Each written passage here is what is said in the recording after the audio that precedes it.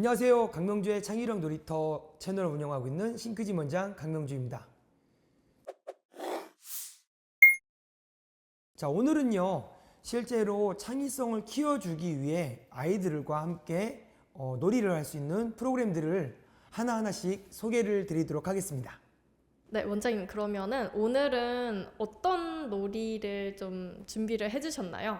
자, 오늘은요, 아이들에게 인지적 사고, 추론적 사고, 그리고 어떤 수의 개념에 대해서 재밌게 배울 수 있는 창의성 놀이를 준비했습니다. 아, 네, 지금 되게 준비해 주신 게 많은 것 같은데 네. 그 먼저 인지적 사고? 그거부터 한번 설명해 주실 수 있으실까요? 인지적 사고는 말 그대로 어떤 내용들을 보고 아이들이 그걸 판단하고 어떻게 학습을 할 건지에 대해서 방법을 아는 방법인데, 저희는 이와 같이 만들었어요. 저희는 이와 같이 첫 번째로 준비한 건요, 바로 아이들에게 보물을 찾는 게임을 시켜요.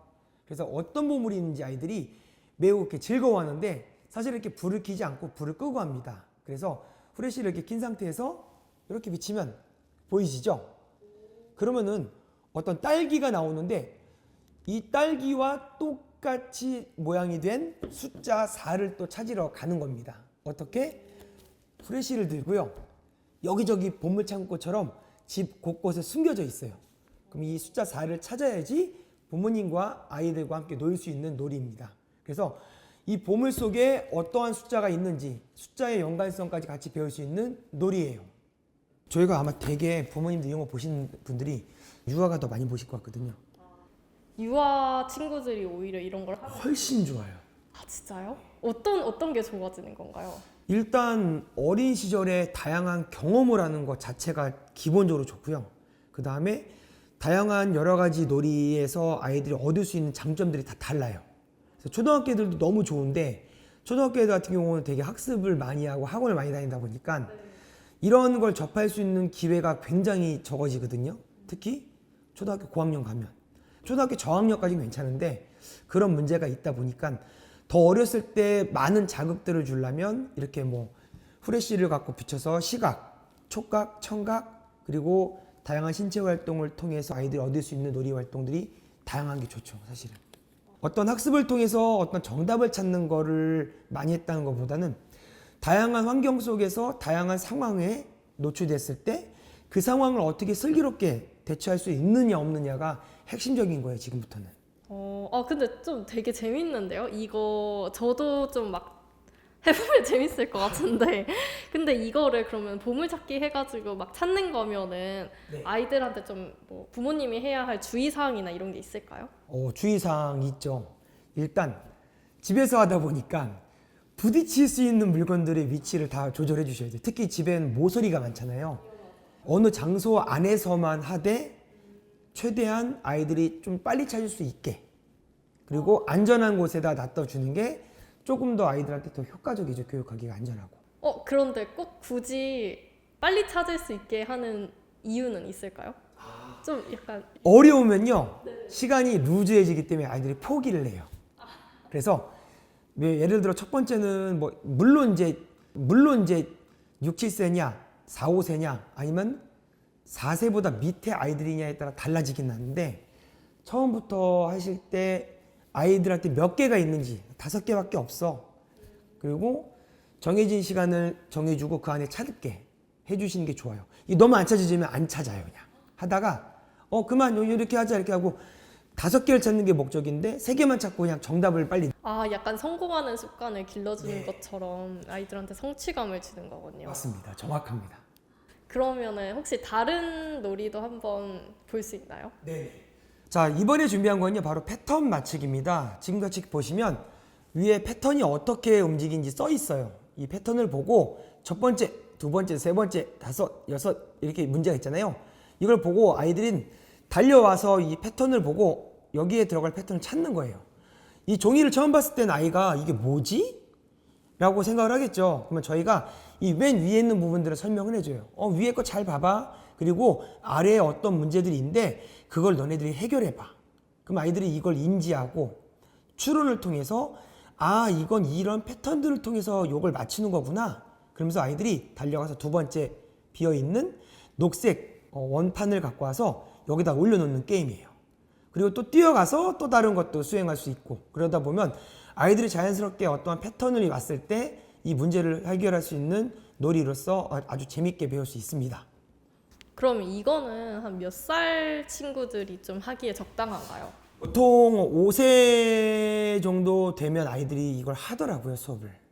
네, 5세, 6세, 7세. 근데 지금 이렇게 영상을 제가 이렇게 찍으면서 말씀드리지만 사실은 저희가 4, 5세가 하는 프로그램과 6, 7세가 하는 프로그램이 좀 달라요. 그래서 너무 쉬운 거 아니에요? 그러는데 6, 7세 같은 경우는 이 패턴들이 좀 더 훨씬 더 길고 주기가 어려워져요. 그리고 이 원판을 그냥 뛰어가서 찾아와야 되거든요. 또 숨겨놓으면 아이들이 또 이 숨긴 거에 찾는 또 재미가 있어요. 그러다 보면 1등을 하고 있던 친구들이 이걸 못 찾아서 2등, 3등을 할 때가 있어요. 그래서 굳이 1등을 하지 않더라도 어떤 패턴인지 본 다음에 어디에 숨겨져 있는지를 빨리 찾는 것도 문제 해결 능력에 아주 매우 중요한 포인트입니다. 근데 이거를 그러면은 맞추는데 한 몇 분 정도 걸리나요, 아이들이? 정말 빨리 맞추는 친구들은 뭐 1분 내외로 다 맞추죠. 그리고 좀 늦는 친구들은 2, 3분 정도? 네. 그렇게 진행이 돼요, 애기들이. 네, 이거 할 때도 되게 재미있어 할 것 같아요. 약간 블록 맞추는 느낌 들고. 혹시 다른 거는 또 어떤? 우리 아이들 더하기 빼기 정말 싫어하거든요. 근데 저는 이렇게 생각해요. 저희는 센터에 올 때 꼭 이 얘기해요. 야, 우리 오늘 더하기 게임을 할 건데 말이지. 사실 더하기를 모르면 이 게임을 할 수가 없어. 더하기를 아는 사람만 시켜줄게. 그럼 아이들이 목적이 바뀐 거예요. 자, 집에서 우리 오늘 공부할 거야. 자, 수학 풀어야 돼. 1 더하기 2는 3. 풀기 싫어. 귀찮아 죽겠네. 아이고, 더 이상 안 하고 싶다. 하는데 여기는 뛰어놀아야 되기 때문에 자, 이거 모르면 못 놀아. 그럼 아이들이 어떻게 되겠어요? 목적이 바뀌었죠. 이거는 공부가 아니라 놀이야. 근데 놀이인데 이걸 모르면 못한대. 집중적으로 아이들이 포커스를 맞추고 수업을 하기 때문에 정말 재밌게 하고 아이들이 연산 수업에 매우 효과적으로 지도할 수 있습니다. 자, 보시면요. 이 젖소 보면은요. 이와 같이 4 더하기 2 더하기 이렇게 써 있어요. 그럼 이렇게 맞추는 건 재미가 없어요. 그래서 저희가 여기다 마킹을 합니다. 자, 이렇게 마킹을 하고 나서 아이들은 이 휴지를 갖고 달려서 와요. 그 다음에 이 마킹을 하나를 지워야 돼요. 여기 지워볼게요. 자, 5 더하기 2 뭐예요? 7이죠? 그러면 1부터 20까지 있는 그 판 여러 가지 이렇게 깔아놨는데 그 판에 자기가 나온 숫자를 가지고 와서 여기 위에 올려놔야 돼요. 또 예를 들면 이렇게 되면 되겠죠? 7이에요. 또 다른 방법입니다. 이렇게 7이라는 숫자를요 점으로 찍었어요. 그 다음에 이렇게 냠냠냠냠냠냠냠 소한테 먹이를 주는 방법도 있어요.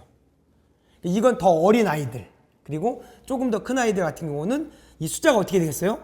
2 더하기 3 더하기 4 빼기 1 이렇게 바뀌면 되는 거예요. 고학년은요 3 곱하기 2 곱하기 빼기 4는 이렇게. 그래서 아이들이 정해진 시간 내에 맞추는 거예요. 자, 1분밖에 안 줄 거야. 여러분들은 뛰어가서 여기 있는 정답들을 맞추고 지우고 찾아오세요. 이렇게 하면 아이들 자연스럽게 수학 능력이 매우 좋아집니다. 근데 그렇게 하면은 원래 더하기가 약한 친구들이 있을 거 아니에요? 수학이 네. 약한 친구들. 그 친구들도 뭔가 막 실증을 내거나 짜증을 내지 않고 잘 하나요? 지금 너무너무 좋은 질문이에요. 사실 아이들이 수업할 때요. 아이가 갖고 있는 인지적 사고 능력을 기본적으로 알고 계셔야 돼요. 그걸 모르는 상태 수업하면 정말 1 더하기 2도 잘 모르는 친구들도 있어요. 보통 4세 애들. 숫자를 잘 모르는 애들도 있거든요. 그렇기 때문에 그 아이들에 맞게 수준을 좀 바꿔주셔야 돼요. 그래서 같은 수업을 하고 있더라도 A와 B가 좀 다르다, 아이가. 그러면은 B 친구에겐 더 쉽게, 뭐 지금 이 더하기로 하는 게 아니라 1이라는 숫자를 찍고 나서 1을 가져와서 먹이를 먹여주는 것들. 이렇게 아이의 인지적 사고에 따라 좀 달라진다고 보시면 돼요. 그러면은 그렇게 하면서 점점 이제 좀 뭐 수학이나 이런 능력도 조금씩 발전시키고 그러는 거. 네, 맞아요. 여기서 뭐 초등학교 들 같은 경우는요. 여기에 곱하기, 빼기, 나누기, 사칙연산까지 다 가면요. 아이들 생각보다 쉬워하지 않아요. 매우 어려워합니다. 제가 생각해도 어려울 것 같은데 그러면은 그렇게 해가지고 실제로 조금 뭔가 엄청 수학이나 이런 것도 싫어했었던 친구가 그래도 조금 재미가 있어진다던가 아니면 살짝이라도 능력이 올라갔다던가 이런 사례가 있을까요? 두 가지가 있어요. 저희 센터에 5세 아이가 있었는데 숫자를 1, 2까지만 하고 더 이상 안 배우려고 그러더라고요. 그것도 부모님께서 여기서 숫자 수업을 하면은 조금 더 도움이 될 것 같다고 저한테 언지를 주셨어요. 아이가 2까지밖에 안 배우려고 그래요, 원장님. 그래서 저희가 놀이를 통해서 3, 4, 5를 모르면 못한다고 했더니 와서 이거를 계속 보더라고요. 그래서 1부터 5까지를 알고 그 다음에 1 더하기 1이라는 걸 하나씩 배우면서 2라는 것도 찾아지면서 그렇게 좋아졌던 부분이 있고요. 초등학교의 친구들 같은 경우는요. 저희가 약간 맨사 수업이랑 연결시켜서 수업을 하는 게 있어요. 그러면 매우 어렵거든요. 아이들이 학습하는 게 쉽지가 않아요. 그러니까 아이가 그 맨사책을 똑같은 걸 사가지고 그거를 달달달달달달달달 외운 다음에 저한테 일주일 뒤에 와서 이러더라고요. 원장님 맨사책으로 수업하신다고 그랬죠? 맞아. 저 그거 다 외웠어요. 한번 내보세요. 근데 내는데 진짜 다 외워왔더라고요. 그래서 어머님 너무 좋아하셨어요. 아이가 원래 그런 걸 그렇게 좋아하지 않았는데 원장님이 놀이게임으로 한다니까 아이가 신이 나서 이걸 놀이라 생각해서 보다 재미있게 자기가 스스로가 그 학습을 한다고 매우 좋아하시더라고요. 네, 그러면 그 친구 거의 맨사 아니에요? 그러면은? 뭐 맨사 시험을 봤다면 사실 제가 일조를 한 건 맞는 것 같습니다.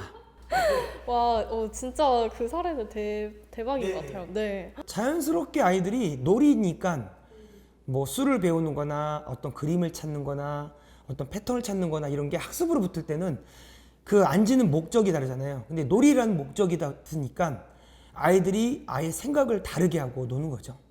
그러니까 노는 거예요, 그냥 사실은. 네, 완전 너무 좋은 것 같아요. 그럼 혹시 또 다른 것도 있을까요? 자, 이번에 보여드릴 건요. 바로 뭘까요? 이 숲속에 동물들이 이렇게 숨어 있는 게임이에요. 지금은 다 보이죠?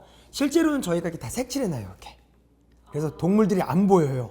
그래서 저희는 이렇게 얘기해요. 아이들한테 스토리텔링을 해요. 자, 너네들은 사냥꾼이야. 근데 산속에 동물들이 숨어 있어. 그거를 사냥해 먹은 사람이 오늘 제일 멋지게 사냥을 한 1등이 될 수 있을 것 같아. 그러면서 아이들은 달려가면서 요걸 갖고 하나씩 지웁니다. 짜자자자자자자자잔. 자, 이렇게 지우면요. 일단 소근육이 발달됩니다. 그리고 숨어있는 뭐죠? 이건 보니까 표범 같아요. 아, 표범이구나. 그러면 자기가 표범을 찾았다고 이렇게 체크하는 거예요. 그리고 더 재밌게 하려면 자, 표범을 찾았잖아요. 그러면 표범 카드도 이렇게 갖다 놓게 해주세요. 물론 이건 사자지만 표범 카드라 생각해 주시고 표범 카드를 이렇게 맞추는 거예요. 그러면 이게 뭔지, 그리고 내가 찾은 게 어떤 건지, 그리고 찾고 나서 내가 필요한 그 카드가 어떤 건지까지 이렇게 세 가지로 인지할 수 있고 소근육을 발달할 수 있고 뛰면서 대근육 발달도 당연히 되겠죠. 그리고 숨어 있는 이 카드들을 또 여기 벽에다 이렇게 꽂아 놓거든요. 그거를 찾아와야 돼요. 정해진 시간 내에. 그래서 이렇게 맞추는 게임도 있습니다. 너무 재밌을 것 같은데 그림도 이뻐가지고 아이들 반응이 어땠나요? 아이들 반응 너무 좋아해요. 뭔가 숨어 있는 걸 내가 지워서 찾을 때 그 묘한 아이들이 성취감, 그리고 그 동물을 봤을 때 그 동물 카드가 또 다른 데 숨겨져 있다. 그러면 어떤 보물을 찾는 느낌. 근데 사실 성인이더라도 불 끄고 후레쉬 하나 주고 보물 찾으라고 하면요 너무 좋아할 겁니다. 재밌을 것 같아요. 어른들은 돈이지만 아이들은 돈보단요 이렇게 숨어있는 동물 카드를 찾는 걸 더 좋아합니다. 또 아이들이 동물을 좋아하잖아요. 특히 어린 아이일수록 막 남자 아이들은 동물 막 이름 외우기도 하고 그런 것처럼 그래서 더 관심이 갈 것 같은데 여자 아이들도 많이 좋아하나요? 여자애들도 좋아해요. 예쁜 토끼, 다람쥐 이런 데로 접근하면 돼요. 호랑이는 남자, 토끼, 다람쥐는 여자 친구들. 그래서 그거를 지금 질문도 잘 주신 것 같아요. 저희도 좀 바꿔야 될 것 같습니다. 여자 아이들이 좋아할 수 있는 동물들의 캐릭터들도 넣어주면 너무 좋을 것 같아요. 근데 이거는 너무 이뻐가지고 직접 만들기가 어려울 것 같아요. 엄마들이. 그럼 어떻게 좀 해야 될까요? 저희 그 싱크짐 네이버에 싱크짐 창의융합 놀이센터라고 검색하시면요 싱크짐 블로그가 나옵니다.